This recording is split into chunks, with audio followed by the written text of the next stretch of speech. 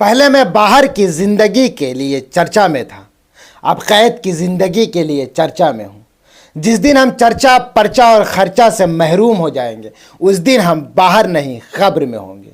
ये बोल है समाजवादी पार्टी के कद्दावर नेता और यूपी के कैबिनेट मंत्री आजम खान के।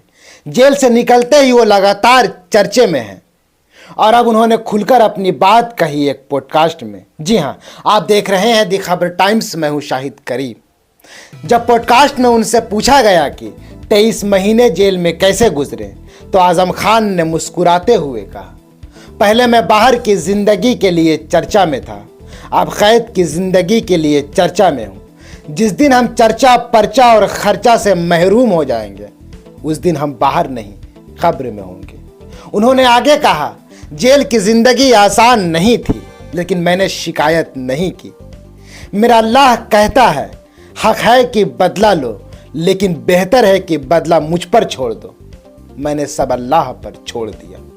जब उनसे पूछा गया कि अखिलेश यादव से मुलाकात में क्या हुआ, तो आजम खान ने कहा, वो मुझसे मिलने आए थे, चुनाव से पहले भी आए और जेल में रहते वक्त भी, लेकिन मैं शिकवे शिकायतों का कायल नहीं हूँ।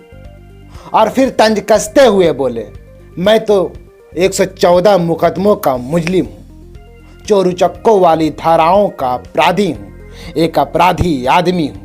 मेरी ख्वाहिशों की भी एक हद है।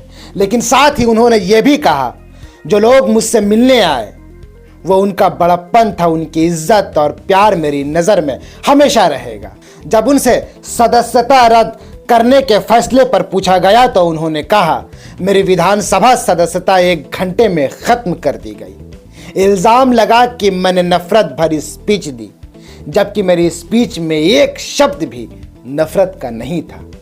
उन्होंने बताया, मैंने अपील की और मुझे बरी कर दिया गया, लेकिन उसी शाम जिस जज ने मुझे राहत दी, उसे रामपुर छोड़ने का आदेश मिल गया। इसके बाद राहुल गांधी का जिक्र करते हुए आजम खान ने कहा, वही धाराएं राहुल गांधी पर भी लगी, बल्कि 2-1 ज़्यादा थी, लेकिन उनकी सदस्यता पर कोई असर नहीं पड़ा, कोई चुनाव नहीं कराया गया। यही फ़र्क है जनाब आजम खान और राहुल गांधी में, और इतना फ़र्क तो होना ही चाहिए। जब उनसे पूछा गया कि इतने केस और जेल के बाद अब आगे का क्या रास्ता है, तो आजम खान ने कहा, मैं शिकवे शिकायतों से दूर हूँ, मेरी ज़िंदगी भी चर्चे में है और जब तक जिंदा रहूँगा चर्चा होगा। जिस दिन चर्चा ख़त्म हो जाएगी, समझ लीजिए हम दुनिया में नहीं रहे। तो ये थे आजम खान। 23 महीने की कैद से निकल कर भी वही तेवर, वही अंदाज और वही 2 टूक बातें। अब देखना होगा कि 2025 की सियासत में उनकी वापसी कैसे होती है।